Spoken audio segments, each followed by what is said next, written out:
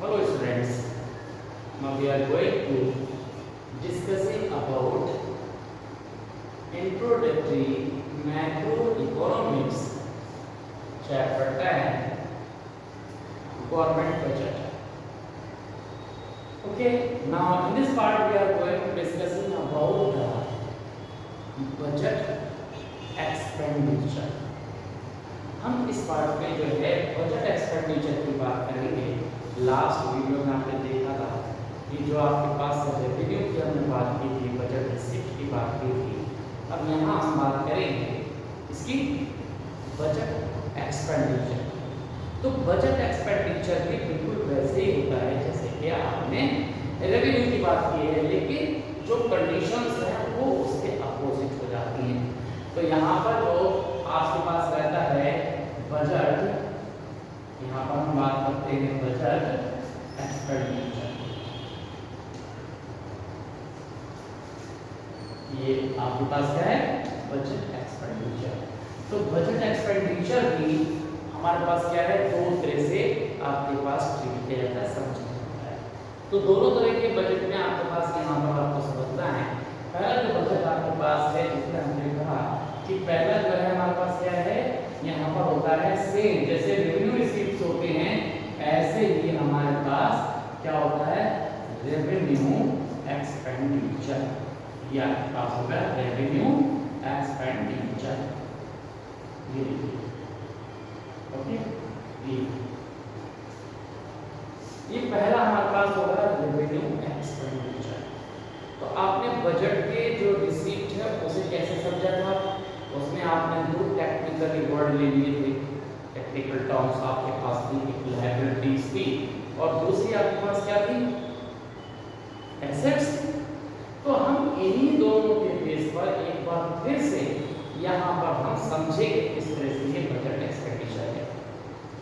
Expenditure मतलब खर्च है, ओके। और रेवेन्यू एक्सपेंडिचर है, तो रेवेन्यू एक्सपेंडिचर किस तरह का होगा उसे आप देखिए कैसे पता लगेगा। अब आप देखें, हम एक एग्जांपल से लेते हैं कि मान लीजिए कि हम क्या करते हैं, डेली फूडिंग करते हैं, रोज खाना खाते हैं, ओके, खाने पर हम खर्च करते हैं डेली फूड। तो ये डेली जो आप फूड ले रहे हैं इस पर खर्च हो रहा है। मान लिया आज आपने खाना खा लिया, तो क्या कल आप खाना नहीं खाएंगे? नेक्स्ट डे आप नहीं खाएंगे। आज आपने खर्च कर दिया, कल नहीं करेंगे। क्या उसके नेक्स्ट डे नहीं करेंगे? आप करेंगे, करना पड़ेगा। तो ये खर्च आप बंद कर ही नहीं सकते। इसका मतलब ये कि आप डेली उस पर खर्च करोगे। मतलब आज क्या है तो कल भी करना पड़ेगा, नेक्स्ट डे भी करना पड़ेगा, उसके अगले दिन भी करना पड़ेगा। तो जब हम क्या करते हैं, इस तरह का खर्चा करते हैं, तो हम कहते हैं कि जो हमारी रिस्पॉन्सिबिलिटी है खाने पर खर्च करने की, वो कभी भी कम नहीं होती है। उसमें कोई रक्षा नहीं है, हमें डेली ये करना ही पड़ेगा। ऐसे ही गवर्नमेंट भी क्या करती है? खर्च करती है। उसका रूटीन खर्चा होता है, वो आज भी खर्च करेगी, कल भी खर्च करेगी, आगे भी खर्च करेगी, वो करती रहेगी। लेकिन हमने कहा कि इस खर्च करने पर जो उसकी जिम्मेदारी है वो कभी भी कम नहीं है। जिम्मेदारी मतलब उसकी लायबिलिटी। तो लायबिलिटी को हम क्या बोल देते हैं कि लायबिलिटी,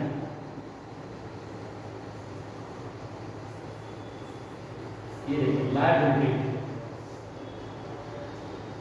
ये उसकी जिम्मेदारी। अब एग्जांपल से लेते हैं, जैसे हमने अभी कोई इंडिविजुअल आपको खाने का एग्जांपल दिया था, ऐसे ही हम खर्चे की बात करते हैं, गवर्नमेंट के खर्चे की, एक्सपेंडिचर की बात। गवर्नमेंट एक्सपेंडिचर, हम पहला एक्सपेंडिचर देखो उसका सैलरी का, कि जो गवर्नमेंट डिपार्टमेंट में उसमें लोग काम कर रहे हैं तो उन्हें सैलरी देनी। अगर किसी महीने सैलरी देनी तो क्या गवर्नमेंट को अगले महीने सैलरी देनी पड़ेगी? देनी पड़ेगी, उसके अगले महीने भी देनी पड़ेगी। मतलब वो सैलरी के फॉर्म में खर्च करती रहेगी और उसकी ये खर्च करने की जो जिम्मेदारी है वो यानी लायबिलिटीज कभी भी रिड्यूस नहीं होगी। वो टस से मस नहीं होगी, वैसे ही बनी रहेगी जैसे पहले। तो इसमें हम लिख देते हैं लायबिलिटीज क्या होती है इसके अंदर, नो रिडक्शन, या आपके पास क्या होगा, नो रिडक्शन।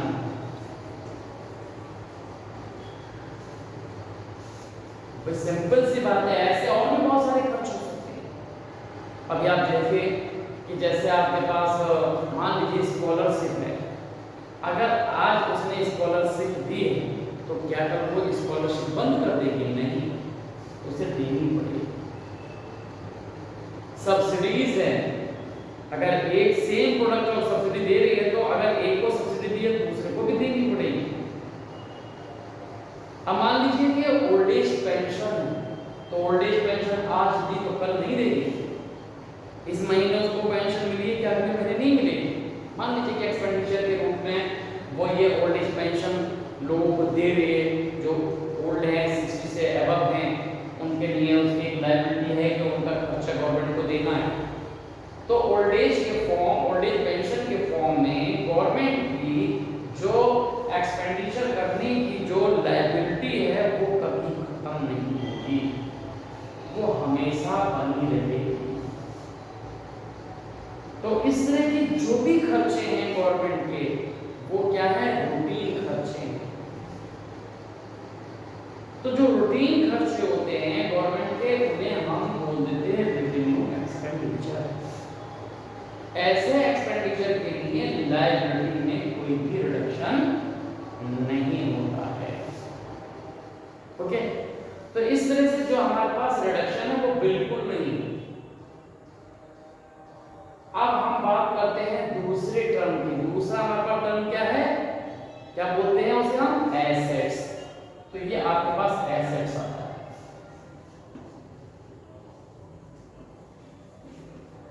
एसेट्स, एसेट्स का मीन आप समझ लीजिए। तो एसेट्स का मीन होता है कि उसकी संपत्ति,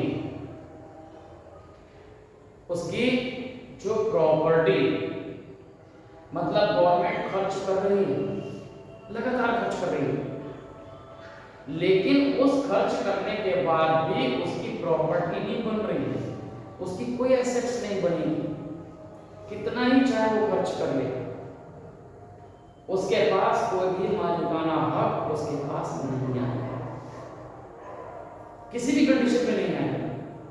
तो ऐसे खर्च के लिए कि जहां पर लायबिलिटी तो रिड्यूस नहीं हो रही, साथ ही साथ उसकी एसेट्स में भी कोई क्रिएशन नहीं हो रहा है, उसकी संपत्ति नहीं बन रही है, अगर वो लगातार खर्च भी करते जाए तो नहीं हो रही है, तो ऐसे खर्चे को, ऐसे एक्सपेंडिचर को हम रेवेन्यू एक्सपेंडिचर बोल देते हैं। सिंपल है। तो ये क्या होगा, यहां पर आप लिख देंगे नो क्रिएशन। क्या है, नो क्रिएशन मतलब जो प्रॉपर्टी है वो उसकी नहीं बनेगी। No creation in assets, assets में कोई भी इंक्रीज नहीं होगा।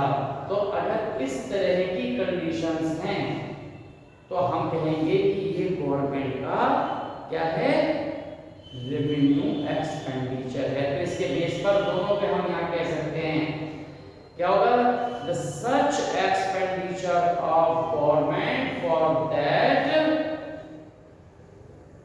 there will no reduction in liabilities and no creation in assets.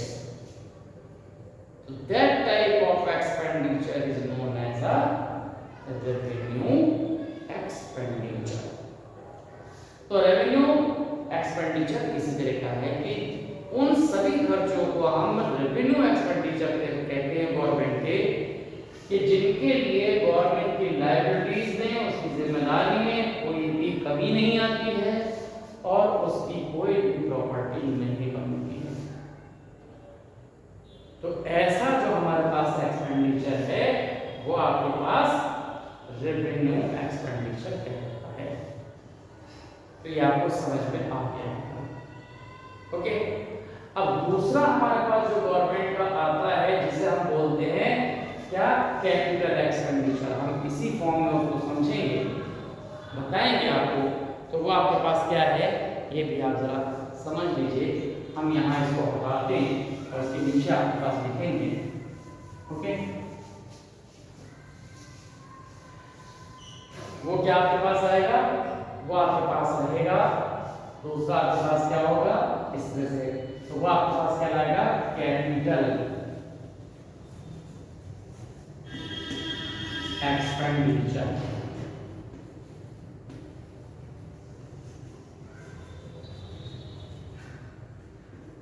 ये देखिए कैपिटल एक्सपेंडिचर। ओके, अब कैपिटल एक्सपेंडिचर क्या होता है, ये भी उन्हीं दोनों टेक्निकल जो वर्ड्स हैं आपके पास, कौन से, लायबिलिटी और एसेट्स, उनके लिए आपके पास आते हैं। तो यहां पर भी हमें वही करना है, लायबिलिटीज, ये लायबिलिटी। अब देखिए लायबिलिटी भी क्या होगा, यहां देखिए अब क्या होता है, अभी हमने इससे पहले रेवेन्यू एक्सपेंडिचर में क्या बताया था कि लायबिलिटीज जो है रिड्यूस नहीं होंगी, और यहां जो लायबिलिटीज है यहां पर लायबिलिटी मतलब जिम्मेदारी। अब गवर्नमेंट ने खर्च किया तो उससे उसकी लायबिलिटीज में कमी आएगी, लायबिलिटी रिड्यूस होगी। अब इसे हम एग्जांपल से भी समझ सकते हैं, जैसे अभी हमने एग्जांपल दिया कि आप खाने पर खर्च करते हैं, कपड़े पर खर्च करते हैं, एक बार किया फिर आगे नहीं करेंगे, आपकी जिम्मेदारी बनी रहेगी, उसमें कमी नहीं है। लेकिन आप क्या करते हैं, मान लीजिए थोड़ी देर के लिए कि आप खर्च कर रहे हैं किस पर, आप अपने एक प्लॉट खरीदने में खर्च कर रहे हैं, आप मकान बनवाने में खर्च कर रहे हैं। आपने मकान बनवाया, उस पर खर्च हुआ, लेकिन मकान बनवाने से हुआ क्या, क्या अगर आपने मकान बनवा दिया तो आपकी एक जिम्मेदारी, मकान बनवाने की जिम्मेदारी थी, वो पूरी हुई। अब आपको मकान नहीं बनाना, आप उसका आराम से रह सकते हैं, मतलब आपकी एक लायबिलिटी कम होगी। अगर आपने प्लॉट खरीद लिया है तो आपकी एक प्रॉपर्टी आपने वहां पर खरीद ली है, अब आपको वो जमीन खरीदने की जो लायबिलिटी थी वो आपकी खत्म।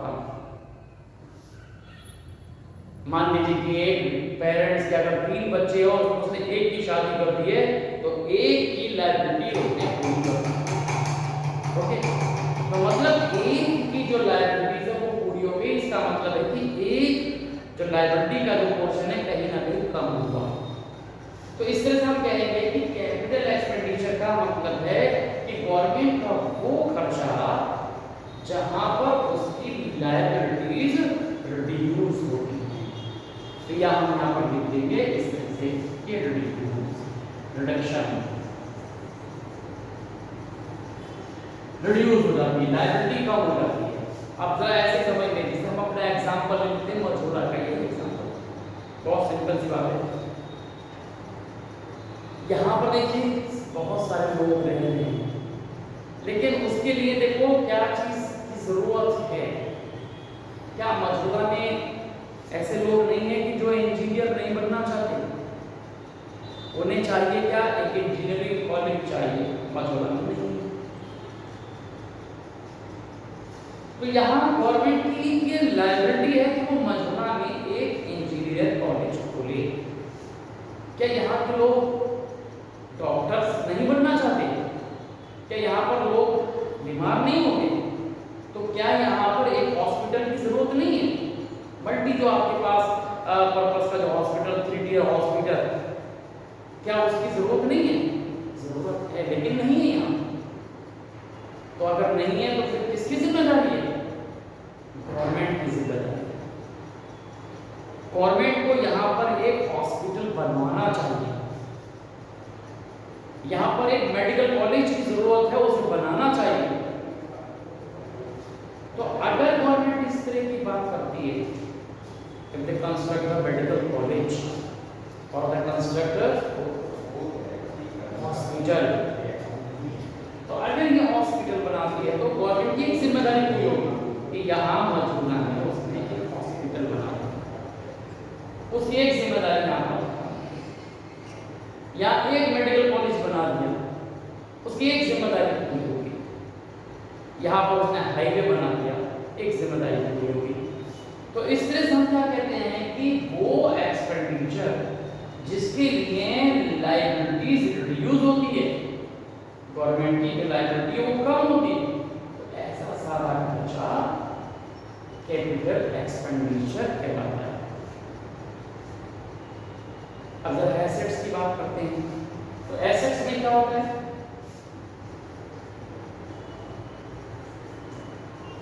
एसेट्स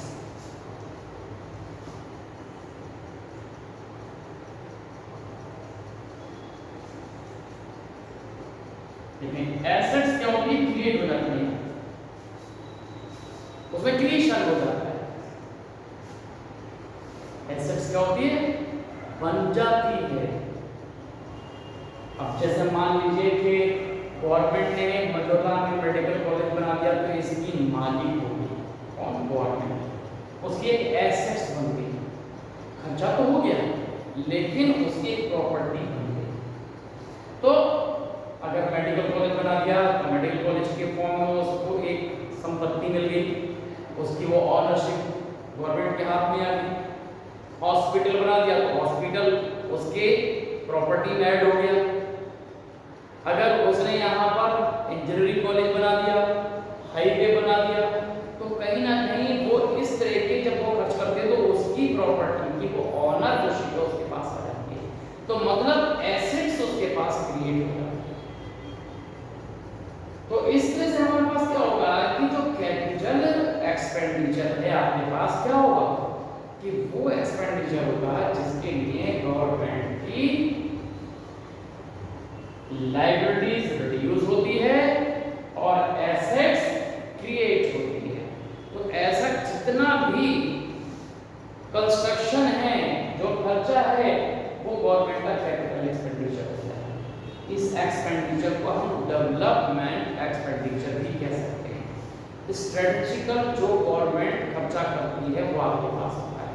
प्लान एक्सपेंडिचर होता है क्योंकि ये एक्सपेंडिचर कंट्री के डेवलपमेंट को इंडिकेट करता है। देश के डेवलप के लिए, उसकी प्रोग्रेस के लिए खर्चा किया जाता है।